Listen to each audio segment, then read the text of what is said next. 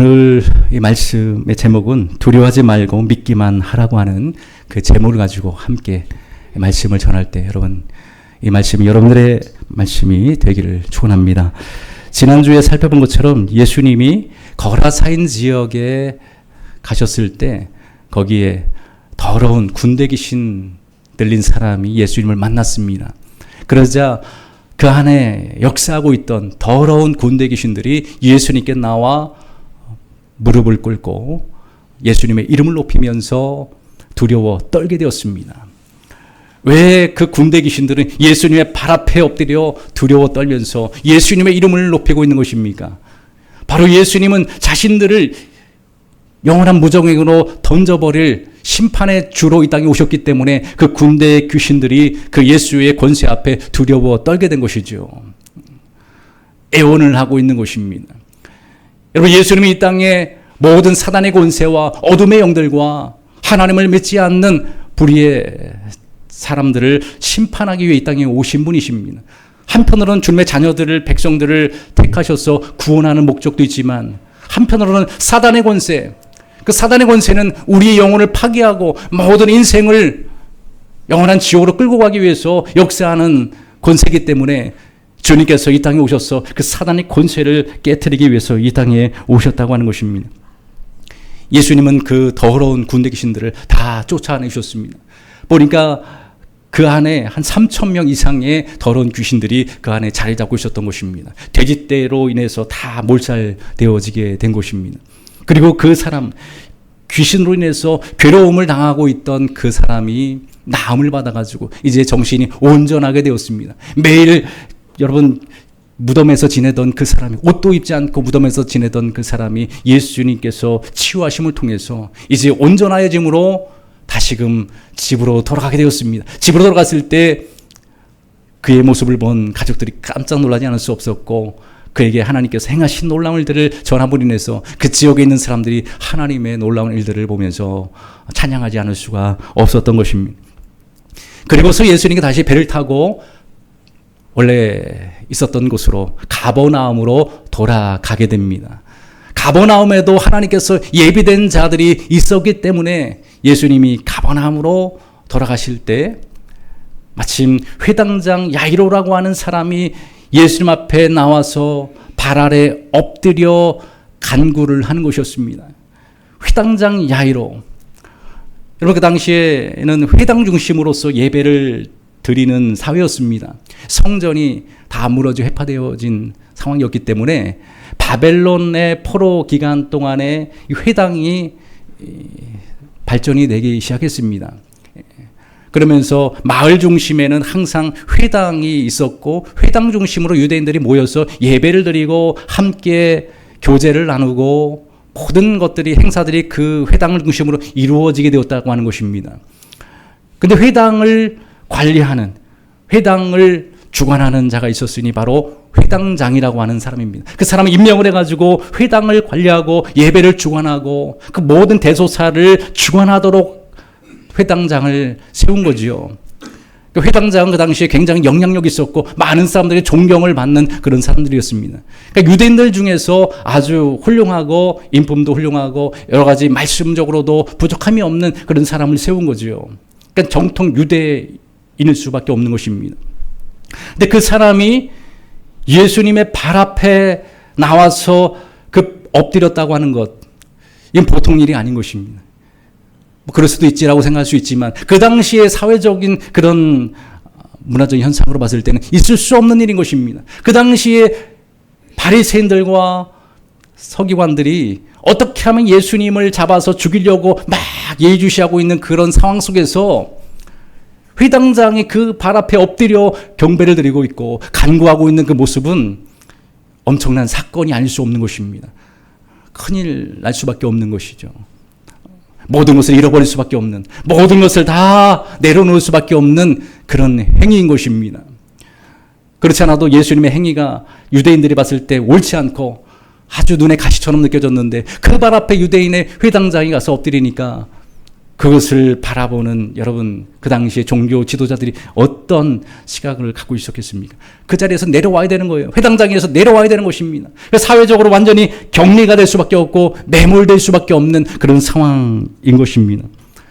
그러나 그가 그 모든 것을 감수하고 예수님 앞에 나와서 엎드릴 수 있었던 것은 예수님이 어떤 분이신지를 너무나 잘 알고 있었고 예수님에 대한 믿음이 있었기 때문에 여러분 가능하게 된 것입니다. 예수님이 어떤 분인지 알지 못하면 그 발 앞에 목숨을 걸고 엎드릴 수가 없는 것입니다. 예수님이 어떤 분인지 너무나 잘 알고 그분에 대한 믿음과 확신이 있었기 때문에 자신의 모든 것을 다 그분 앞에 맡기고 그 앞에 엎드려 경배를 드리고 있는 것입니다. 보통 신앙이 아닌 것입니다. 자신의 모든 것을 걸고 예수님 앞에 지금 예배를 드리고 있는 것입니다.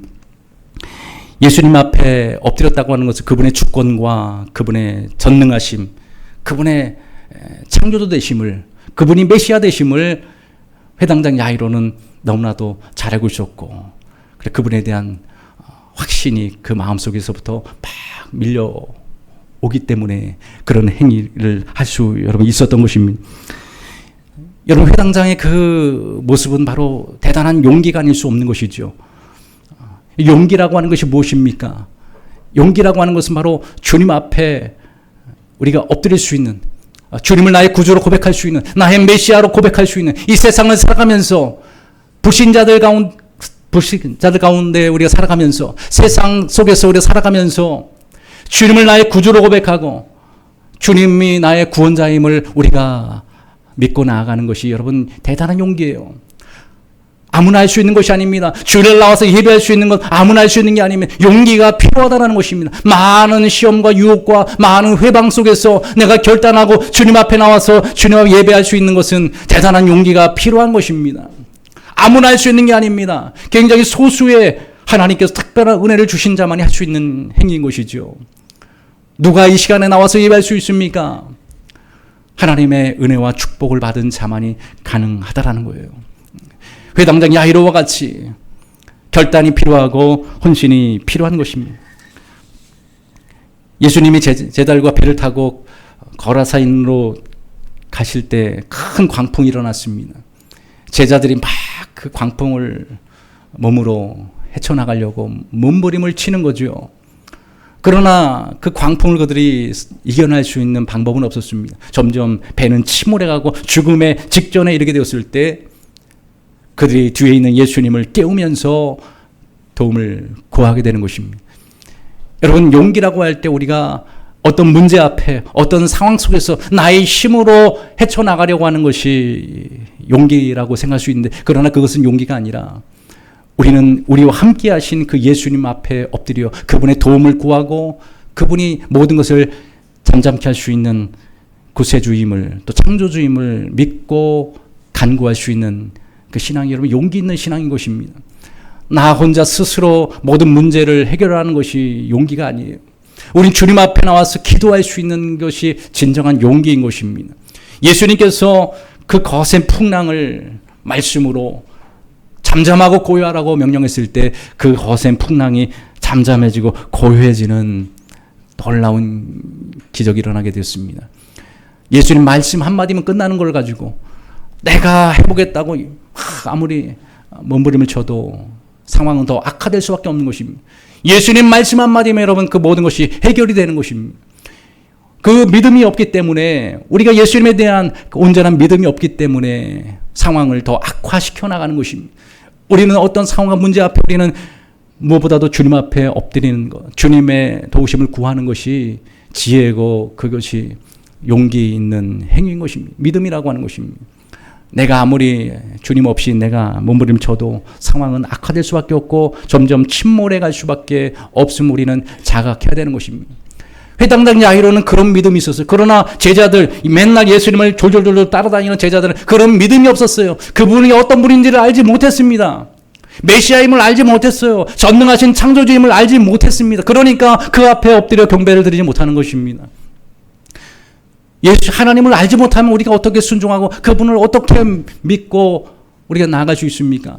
아는 만큼 순종하고 아는 만큼 그 앞에 엎드리고 기도하게 되는 것입니다. 그래서 우리 하나님을 아는 지식이 그래서 중요한 거예요. 하나님을 알아야, 그분의 뜻을 알아야 우리가 순종하게 되고 그분을 높여나갈 수 있는 것입니다. 아무리 예수님을 믿고 주님 앞에 졸졸 우리가 따라다닌다 할지라도 그분을 모르면, 그분의 속성을 모르면 우리는 그분 앞에 엎드릴 수 없는 것입니다. 제자들과 같이. 그러나 회당장 야이로는 예수님을 따라다니지 않았지만 그분이 어떤 분인지를 너무나도 잘 알고 있었기에 자신의 모든 것을 다 걸고 주님 앞에 나와서 엎드릴 수가 여러분 있었던 것입니다. 회당장 야이로는 무엇을 그렇게 엎드려 간구하고 있는 것입니까? 오늘 23절에 보니까, 마가복음 5장 23절에 보니까 간곡히 구하여 이르되 내 어린 딸이 죽게 되었사오니 오셔서 그 위에 손을 얹으사 그로 구원을 받아 살게 하소서 하거늘이라고 말하고 있습니다. 간곡히 구했는데 무엇을 구하고 있습니까?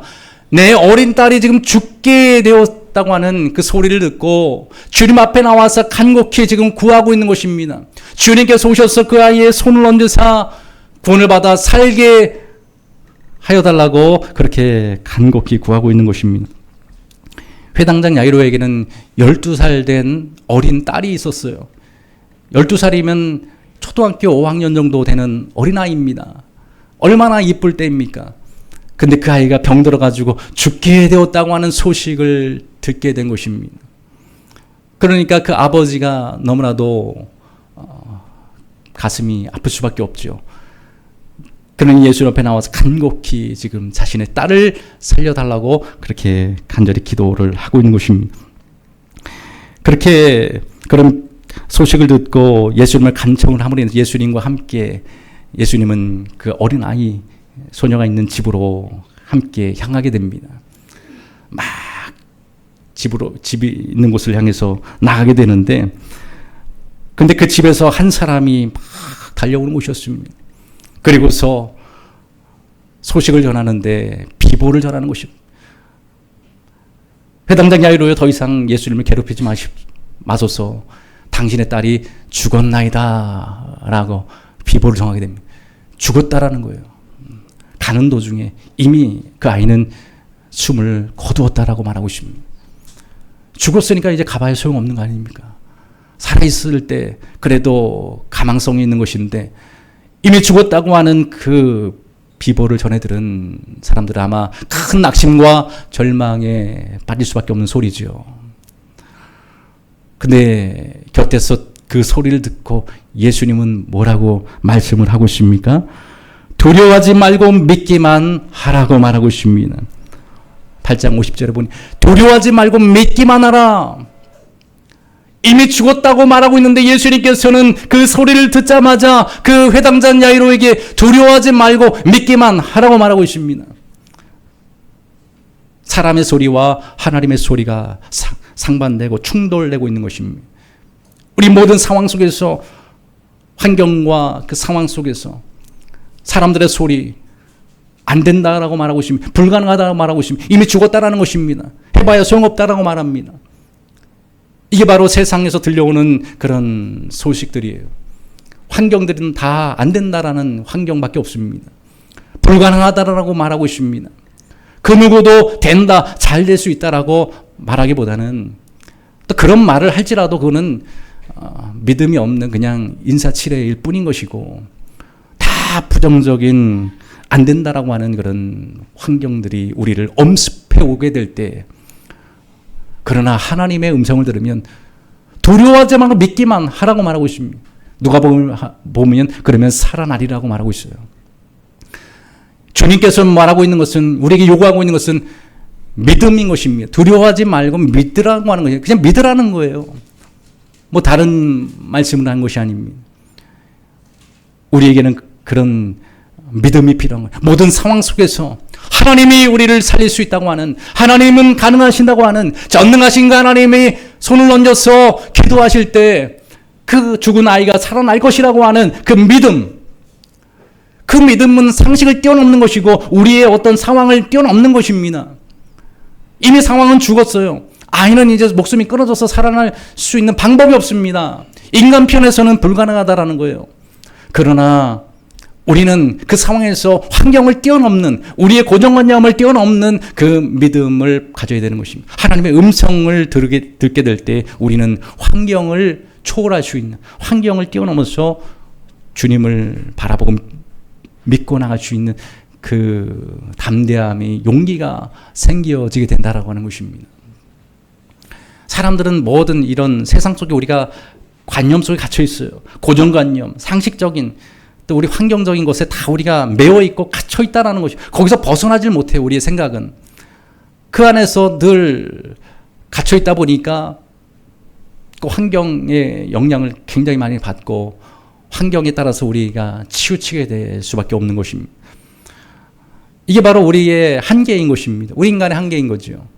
우리 몸 안에, 우리 영혼이 몸 안에 갇혀 있기 때문에 육신을 잘 벗어나지 못해. 그러나 하나님의 말씀을 들으면 우리의 육신의 한계를 뛰어넘을 수 있는 그런 믿음이 우리 안에 임하게 된다는 것입니다. 우리는 하나님의 말씀을 듣고 우리 환경과 사람들이 만들어낸, 사탄이 만들어낸 고정관념과 이 상식을 우리는 깨고 나가야 되는 것입니다. 그걸 벗어나게 될 때, 그걸 믿음을 나갈 때 그 아이가 여러분 살아나게 되는 역사가 여러분 일어나게 되는 것입니다. 그 소녀가 죽었는데 그냥 믿기만 할 것을 말하고 있습니다. 우리에게는 어떻게 보면은 이러한 맹목적이라고 할 수도 있을지도 모르겠습니다. 사람들이 그런 상황에서 상식적이지 않는 그런 믿음을 갖고 있을 때 맹목적이라고 할 수도 있지만, 그러나 맹목적이라고 하는 것은 전혀 하나님에 대해서 모르고 그냥 뭐가 뭔지도 모르고 믿는 사람들을 맹목적이라고 하지만, 우리는 하나님을 알고 하나님의 뜻을 알고 믿는 것은 맹목적이 아니라 목적이 있는 여러분 삶이고 믿음인 것입니다. 그 믿음을 주님께서 우리에게 요구하고 있는 것입니다. 미국 16대 대통령 아브라함 링컨은 대통령 취임식에서 이런 말을 했습니다. 우리가 당하고 있는 여러 가지 난관을 극복해 나가려면 지혜, 애국심, 기독교 정신이 절대 필요하거니와 무엇보다도 이 나라를 끝까지 버리지 않고 지켜 주실 하나님을 굳게 믿는 믿음입니다라고 그는 대통령 취임식에서 그런 말을 했습니다. 용기 있는 말씀입니다. 하나님이 우리를 버리지 않고 하나님이 우리와 함께한다고 하는 그 믿음이 우리에게는 필요하다라고 말하고 있습니다. 이런 어려운 난관과 이런 환경을 이길 수 있는 것은 하나님에 대한 절대적인 믿음이 필요함을 말하고 있는 것입니다. 그런 날마다 기도하는 대통령으로서 백악관을 기도실로 만든 분입니다. 날마다 주님 앞에 나와서 어려움이 있을 때마다 백악관을 기도실로 만들고 기도하는 사람이었어요. 기도할 때는 아무도 만나주지 않았습니다. 그가 대통령이었지만 그를 다스리고 있는, 그 나라를 주관하고 있는 분이 하나님임을 알았기에 그는 기도하게 된 거죠. 간구하게 된 것입니다. 대통령이지만 하나님 앞에 무릎 꿇을 수 있는 용기가 그에게 있었던 것입니다. 그래서 가장 존경받는 그런 미국 대통령으로 지금도 존경을 받고 있다고 하는 것입니다. 여러분, 우리는 어느 자리에 있든지 간에 하나님 앞에 엎드릴 수 있는 그런 믿음이 필요합니다. 회당장 야이로는 그 모든 권세와 영광을 다 내려놓고 우리의 상황을 주관하시는, 또 우리의 생명을 주관하시는 하나님 앞에 엎드린 것입니다. 우리 이러한 믿음의 결단과 담대함이 필요하다는 것입니다. 사람들의 여러분 부정적인 소리에 귀 기울이지 말고 하나님의 음성에 더 여러분 귀를 기울이는 여러분들에게 축원합니다. 우리 너무나도 사람들이 들려오는 그런 소리에 민감하게 반응하고 사람들의 그런 그 반응 속에 우리는 거기에 매여 살고 있다라는 거예요. 믿음을 가지십시오. 믿음이 필요합니다. 하나님에 대한 믿음을 가지라는 것입니다. 환경을 바라보고 그를 신뢰하지 말라는 거예요. 사람을 의지하지 말라는 것입니다. 하나님을 믿으라는 것이죠. 성경은 오직 살아계 하나님, 오직 유일하신 그 하나님만을 믿고 나갈 것을 말하고 있는 것입니다. 야이로의 딸이 죽었다는 소식을 듣고도 예수님과 회당장 야이로는 멈추지 않고 그 집을 향해 나가게 됩니다. 정말 가니까 막 그 안에서 통곡을 하고 막 울고불고 난리가 난 거예요. 예수님께서 한마디 하셨습니다. 아이가 죽은 것이 아니라 잠자고 있는 것이다. 자고 있는 것이다 라고 말을 했습니다. 그 소리를 들으니까 지금 우리 권사님은 믿음이 있어서 할렐루야를 하지만은 그 당시에 사람들이 비웃었다라고 말하고 성경은 비웃었다. 아이고 예수님 지금 죽었는데 무슨 그런 소리를 하십니까? 비웃으니까 예수님께서 거기 있는 사람들 다 내보냈어요. 그리고서 예수님이 특별히 선택한 베드로, 야고, 요한 3명과 그의 부모만 데리고 그 방으로 들어갔습니다. 여러분, 믿음 없는 소리라는 사람들은 이게 하나님의 역사에 동참할 수 없습니다. 다 나가라는 거예요. 거기서 다 밖으로 나가라는 것입니다. 예수님의 말씀을 듣고도 비웃는 자들은 다 나가라는 것입니다. 하나님의 역사를 함께 동참할 수 없는 거예요. 불신앙과 믿음이 함께 역사할 수는 없는 것입니다. 바로 믿음 있는 예수님을 믿는 베드로, 야고, 요한과 그의 부모만을 데리고서 방으로 들어가게 됩니다. 그리고서 예수님께서 그 소녀의 손을 잡고 한 말씀 하시는 거죠. 뭐라고 말씀하고 있습니까? 달리다굼, 달리다굼. 이런 소녀야 일어나라고 하는 말입니다. 달리다굼이라고 예수님께서 말씀하셨어요. 그러니 그 아이가 벌떡 일어나게 되면서 영혼이 다시 돌아왔다라고 말하고 있습니다. 예수님은 말씀 한마디면 죽은 자를 살리는 분이고 풍랑을 잠잠케 하시는 분이십니다. 그 예수님께서 하나님의 아들, 바로 천지를 만드신 하나님이십니다. 그 하나님은 말씀으로 모든 것을 해결할 수 있는 전능하신 분이에요. 우리의 믿음이 필요한 것입니다. 회당장 야이로의 그 믿음을 통해서 그 아이가 살아난 거예요. 자신의 모든 것을 다 내려놓고 주님 앞에 온전히 엎드려 그분을 높이며 그분의 도움을 간절히 구한 회당장 야이로의 믿음이 그 어린 딸을 여러분 살려낸 것입니다. 우리의 간구, 우리의 기도, 우리의 부르짖음만이 하나님의 마음을 움직이고 하나님의 발걸음을 옮길 수 있는 유일한 여러분 통로라고 하는 거예요. 하나님의 마음을 움직일 수 있는 것은 다른 것이 아닙니다. 기도 외에는 다른 것으로 하나님 마음을 움직일 수 없어요. 간절히 기도하는 그 기도를 통해서 하나님 마음과 걸음을 움직일 수 있는 것입니다. 그리고 하나님 능력을 나타나도록 만든다라는 거예요. 기도 외에는 능이 나갈 수 없다라고 주님 말씀하신 것처럼 기도를 통해서 하나님을 움직일 수 있는 것입니다. 그러니까 우리가 여러분 얼마나 대단한 사람입니까? 기도를 통해서 하나님을 움직일 수 있는 사람이에요, 우리가. 아무리 여러분 세상에 권력을 가지고 모든 것을 다 가진 사람이라 할지라도 하나님을 움직일 수 없어요. 그러나 저와 여러분들 우리의 부르짖음을 통해서 하나님의 마음과 걸음을 움직일 수 있는 분입니다. 천지를 만든 하나님을 움직일 수 있는 분이, 그 능력을 나타낼 수 있는 하나님의 자녀라고 하는 것이죠. 그러므로 여러분 우리가 얼마나 대단한 사람인지 아셔야 되고 또 우리 기도가 얼마나 위대한지를 우리는 알아야 됩니다. 그걸 알면 우리가 기도하지 않을 수 없지요. 기도할 수밖에 없는 것입니다. 기도하면 하나님 마음이 움직이고 하나님의 걸음이 움직이게 되는데요. 하나님의 능력이 임하게 되는데 어떻게 우리가 기도하지 않을 수가 있습니까? 우리는 그래서 하나님 앞에 날마다 간절히 간구하는 교회가 되어야 되고 기도 외에는 여러분 하나님의 역사와 주님의 뜻을 이룰 수 있는 방법은 없어요. 아무리 난리 부르스를 친다 할지라도 난리법석을 쳐도 하나님은 꼼짝하지 않습니다. 여러분 바알 섬기는 선지자들이 850명이 막 칼춤을 추고 몸을 상하게 하고 아무리 여러분 고행을 한다 할지라도 하나님은 꼼짝하지 않는 엘리야의 기도 한마디에 성령 불이 임하게 되어서 제단을 불살라버리고 말았습니다.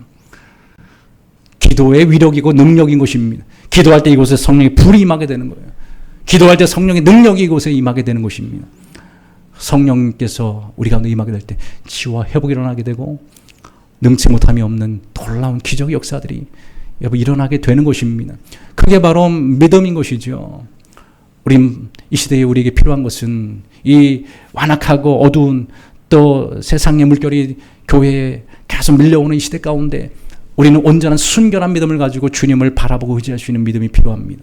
다니엘과 같이 그 다니엘 세 친구 사드락 메삭 아벳느고 같이 아무리 어떤 도전이 온다 할지라도 내가 그 앞에 무너질 수밖에 없는 상황이 펼쳐진다 할지라도 나는 여호와 하나님만을 섬기겠노라고 결단하고 주님을 섬겼던 다니엘과 그 세 친구와 같은 믿음이 필요한 것입니다. 그 믿음을 통해서 하나님이 그들을 죽도록 내버려두지 않았어요. 망하도록 내버려두지 않았습니다. 하나님이 보호하여 주셨습니다. 그리고 그 사건을 통해서 하나님의 이름이 높여지고 여러분 그 바벨론 왕이 주님을 믿고 돌아오는 역사가 일어나게 되었다는 것입니다. 여러분의 결단과 믿음이 필요합니다. 이 시대에 하나님의 역사를 만들기 위해서는 우리의 온전한 믿음을 통해서 하나님의 역사는 만들어지고 또 이루어진다고 하는 것을 기억하면서 야로의 그 믿음, 두려워하지 말고 믿기만 하라고 하는 그 예수님의 말씀을 그대로 믿고 순종하여 나아갔던 그 발걸음을 통해서 자신의 딸이 살아나게 되고 문제가 해결되는 역사가 일어나게 됐습니다.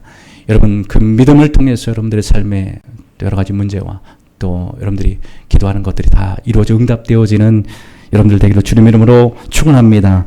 기도하겠습니다.